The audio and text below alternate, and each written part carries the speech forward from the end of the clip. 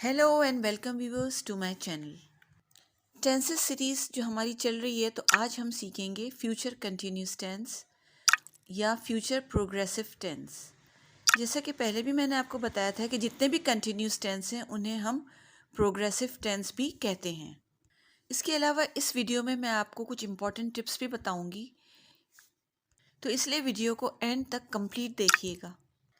तो हम आज का अपना लेसन स्टार्ट करते हैं। So let's get started.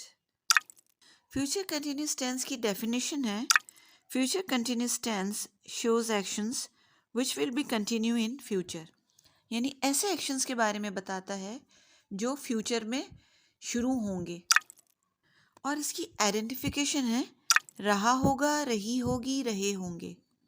अब हम इसके स्ट्रक्चर देखते हैं। स्ट्रक्चर में sentence 3 types, affirmative, negative and interrogative. तो सबसे पहले हम एफर्मेटिव या पॉजिटिव स्ट्रक्चर देखते हैं। Subject plus will be plus first form of verb with ING, जिसको कि हम फोर्थ फॉर्म ऑफ वर्ब भी कहते हैं और इसे हम प्रेजेंट पार्टिसिपल भी कहते हैं। एंड ऑब्जेक्ट विल बी जो है ये इसका हेल्पिंग वर्ब है, और ये विल बी हम सारे प्रोनाउंस के साथ यूज करते हैं।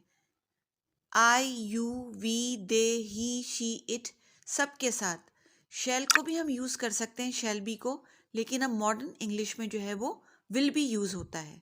Example, she will be cooking food, वो खाना बना रही होगी। इसका नेगेटिव स्ट्रक्चर है subject plus will plus not plus be plus first form of verb with ING and object. Guys do remember कि जब कभी दो वर्ब होते हैं, जैसे कि यहाँ विल बी है, तो नॉट हमेशा दो वर्ब के बीच में आएगा, will not be. Example, she will not be cooking food, वो खाना नहीं बना रही होगी। इसका इंट्रोगेटिव स्ट्रक्चर है will plus subject plus be plus first form of verb with ing, object and question mark. Example, will she be cooking food? क्या वो खाना बना रही होगी? Important tip, इस टेंस में हम प्रेजेंट सिंपल को भी यूज करते हैं। But how? Let me tell you. इसका भी एक रूल है, long action plus short action. Long action में फ्यूचर कंटिन्यूस होगा और शॉर्ट एक्शन में प्रेजेंट इंडेफिनिट होगा। Example, I will be cleaning when you arrive. यहाँ पे आई will be cleaning future continuous है, यू अराइव प्रेजेंट इंडेफिनिट है, यानी मैं सफाई कर रही होंगी जब तुम आओगे। अब हम इसके यूजेस देखते हैं। कंटिन्यू फॉर अ पीरियड, यानी कोई भी एक्शन किसी टाइम पीरियड तक जो है वो कंटिन्यू रहेगा या जारी रहेगा। Example, she will be attending a meeting from January 1 to 3, यानी वो जनवरी की 1 तारीख से 3 तारीख तक मीटिंग अटेंड कर रही होगी। कंटिन्यू ड्यूरिंग अ मोमेंट, यानी किसी ख़ास वक्त में कोई काम, कोई एक्शन हो रहा हो। फॉर एग्जाम्पल कि अगर कोई कहे कि will I call you at 2 PM, तो आप क्या कहेंगे? No, because at 2:30 I will be taking my exams.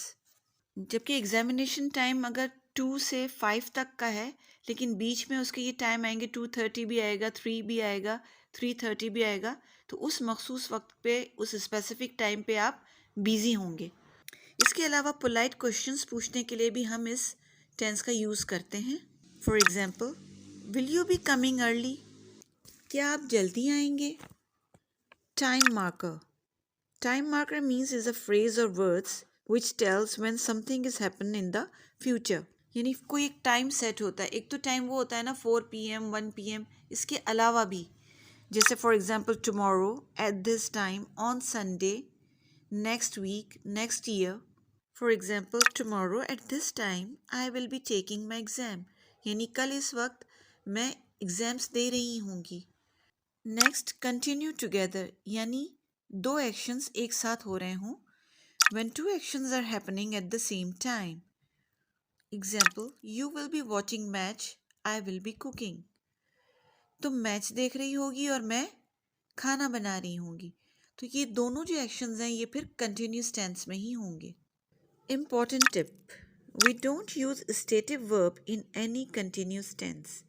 यानी कोई भी कंटिन्यूस टेंस हो, चाहे वो पास्ट हो, पास्ट कंटिन्यूस हो, प्रेजेंट कंटिन्यूस हो या फ्यूचर कंटिन्यूस हो, हम किसी भी प्रोग्रेसिव टेंस में जो है वो स्टेटिव वर्ब यूज़ नहीं करते। In English grammar there are two types of verbs. English grammar में दो तरह के वर्ब्स हैं, एक स्टेटिव वर्ब होता है और एक डायनेमिक वर्ब होता है।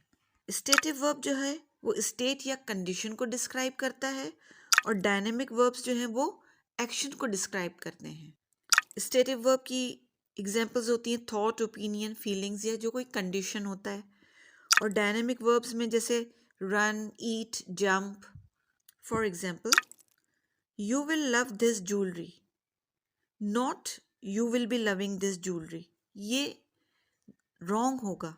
जैसा कि मैंने आपको बताया कि हम स्टेटिव यूज़ नहीं करते हैं कंटिन्यूस टेंस में। अब हम पॉजिटिव या एफर्मेटिव सेंटेंस में कॉन्ट्रैक्शन का यूज़ देखते हैं। I will, I'll, you will, you'll, we will, we'll, they will, they'll, he will, he'll, she will, she'll. और नेगेटिव में will not, won't. I hope viewers कि आपको ये वीडियो अच्छी लगी होगी, क्योंकि इसमें मैंने बहुत सी इम्पॉर्टेंट टिप्स आपको बताई हैं। अगर वीडियो अच्छी लगी हो तो लाइक कीजिए, वीडियो को शेयर कीजिए, because sharing is a good habit, और चैनल को सब्सक्राइब कीजिए। And don't forget to press the bell icon. Have a good time and happy learning.